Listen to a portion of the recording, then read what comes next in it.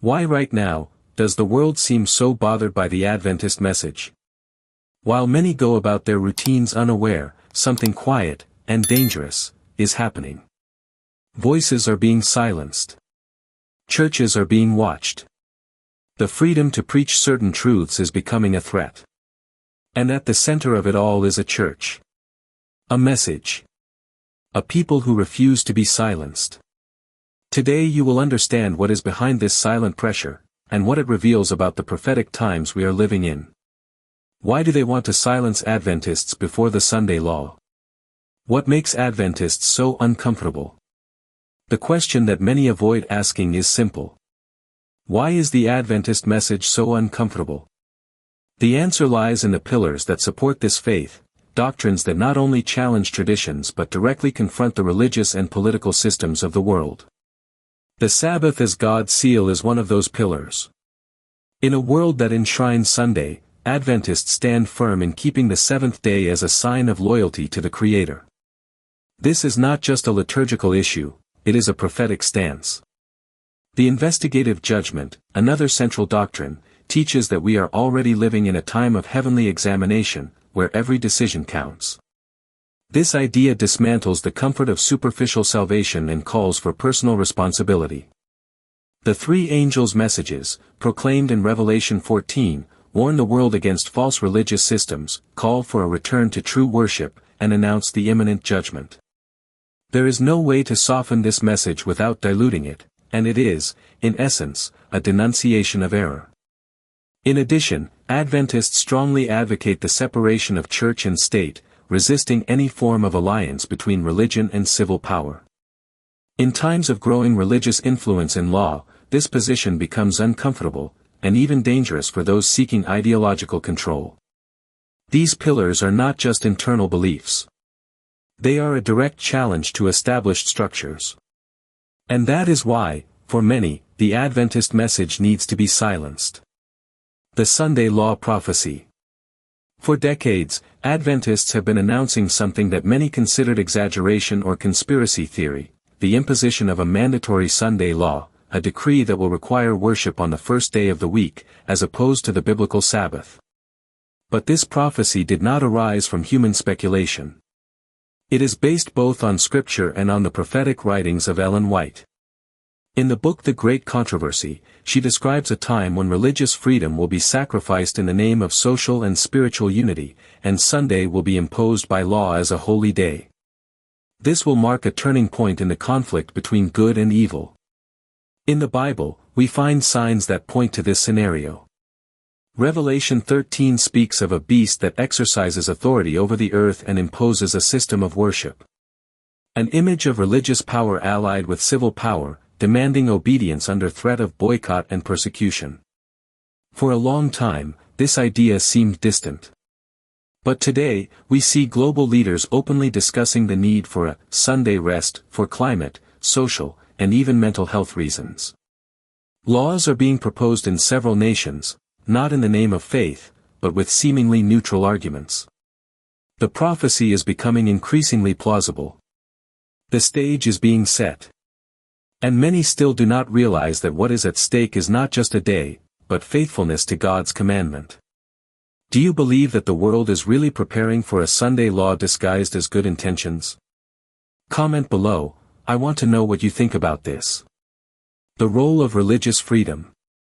Since its inception, the Seventh-day Adventist Church has always firmly defended an essential principle, freedom of conscience. The belief that every person should have the right to worship, or not worship, according to their own convictions, without coercion, imposition, or threat. This value is not just a social banner.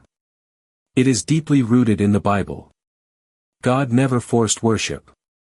From Eden to Revelation, faithfulness has always been a free choice. That is why the Adventist message stands against any attempt to unify religion and politics into a system of compulsory worship. History has shown time and again that when the state joins forces with institutionalized faith, persecution soon follows.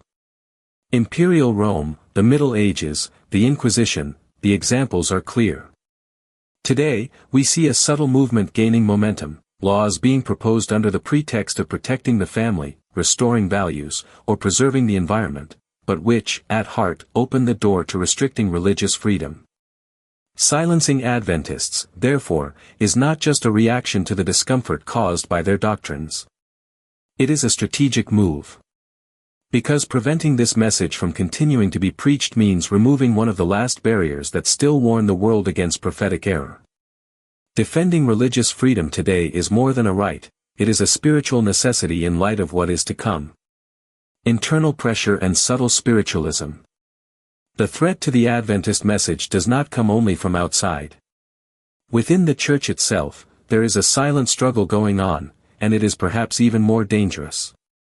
In recent years, we have seen a growing attempt to soften the prophetic message. Certain themes that were once central are being set aside. The investigative judgment, the prophetic identity of the church, the denunciation of Babylon, all of this is being replaced by more generic, motivational, and pleasant-sounding discourses. This change is not innocent. It is a subtle strategy to make the message more acceptable to the world. But in doing so, we lose exactly what makes this message unique and relevant at this time. And this is where an even more worrying phenomenon comes in: subtle spiritualism. We are not talking about blatant manifestations, but dangerous ideas that infiltrate under the guise of light. Emotionalistic practices, excessive emphasis on subjective experience, doctrines that relativize truth, and even mystical influences disguised as deep spirituality. Ellen White warned of this deception. According to her, in the last days, Satan would infiltrate even among the remnant people, seeking to divert the faithful from true worship through false revivals and a faith disconnected from obedience. External persecution is indeed a concern. But internal adaptation of the message can be even more effective in silencing what should be proclaimed boldly. Because the enemy knows, if he can silence the truth within the church itself, he won't even need to fight against it outside. Do you also notice this attempt to soften the message within the church? Or do you think it's an exaggeration? Comment below, your opinion is very important in this debate. The ultimate target is not just the church, it's the message. What many do not understand is that the real target of this pressure is not simply the Adventist church as an institution.